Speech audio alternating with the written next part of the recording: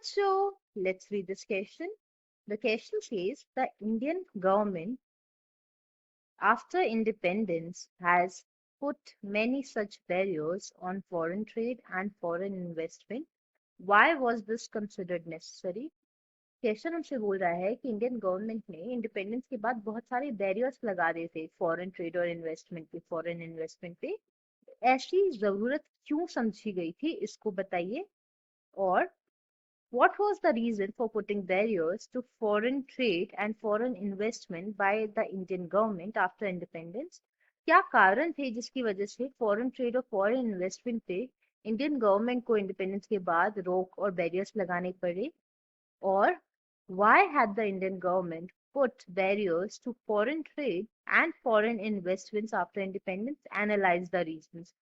किस वजह से इंडियन गवर्नमेंट ने बैरियर्स लगाए थे फॉरेन ट्रेड और फॉरेन इन्वेस्टमेंट्स पे आफ्टर इंडिपेंडेंस? इनके कारण बताइए, उनको एनालाइज कीजिए। तो एक और वाला क्वेश्चन है। जो तीनों क्वेश्चन दिए गए हैं उनका एकदम मतलब सेम है कि फॉरेन ट्रेड और फॉरेन इन्वेस्टमेंट पे बैरियर्स जो इंडियन गवर्नमेंट ने लगाए थे आफ्टर इंडिपेंडेंस, उनकी क्या जरूरत थी, उनको एनालाइज करना है। Now coming to the key concept of the question, we are going to talk about trade barriers. Trade barriers होते क्या है उसके बारे में बात करेंगे।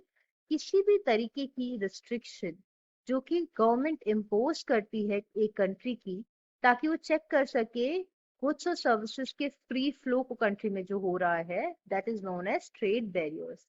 अब ऐसा क्या हुआ था कि इंडियन गवर्नमेंट को इंडिपेंडेंस के बाद ये बैरियर्स लगाने पड़े थे फॉरेन ट्रेड और फॉरेन इन्वेस्टमेंट पे? क्यों किया था उन्होंने ये? So it was done to protect the producers within the country from foreign competition. Foreign competition से जो domestic producers हैं उनको बचाने के लिए ऐसा किया गया था। इंडस्ट्रीज 1950s और 60s में बस उभर कर आ ही रही थी, मतलब कि उठने ही लगी थी इंडस्ट्रीज। एंड जो कंपटीशन था, अगर इम्पोर्ट्स जो है उन पे कोई बैरियर्स नहीं लगता तो उससे जो कंपटीशन होता, जो इंडस्ट्रीज हैं वो ऊपर आ ही नहीं पाती, उनको मौका नहीं मिलता, चांस ही नहीं मिलता उभरने का।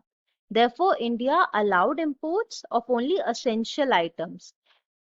आपकी मशीनरी हो गई, फर्टिलाइजर्स हो गए, इंडियन गवर्नमेंट ने इनके इंपोर्ट्स को ही अलाउ किया था, जो कि बहुत ही असेंशियल है।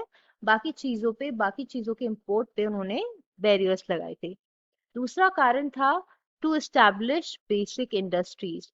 कुछ रिस्ट्रिक्शंस लगाई गई थी ताकि जो बेसिक इंडस्ट्रीज है उनको बूस्ट मिल सके। मान लीजिए आपकी है आयरन एंड स्टील, आपकी कोल इंडस्ट्रीज हो गई, इन सबको बूस्ट देने के लिए ये रिस्ट्रिक्शंस लगाई गई थी।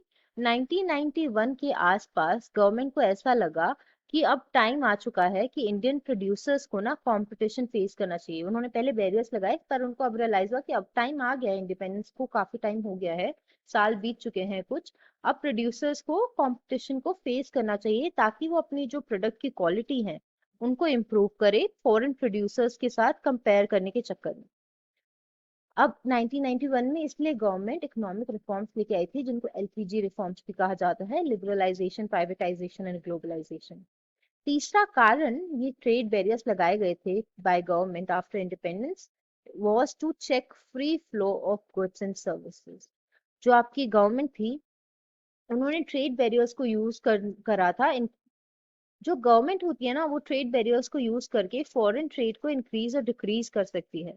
ये भी डिसाइड कर सकती है कि किस तरीके के गुड्स हैं जो कि कंट्री में एंटर करेंगे और कितना क्वांटिटी है उन गुड्स का जो कि कंट्री में आएगा। So the final answer to the question was as follows. Hope you understood it well. Best of luck. Thank you so much.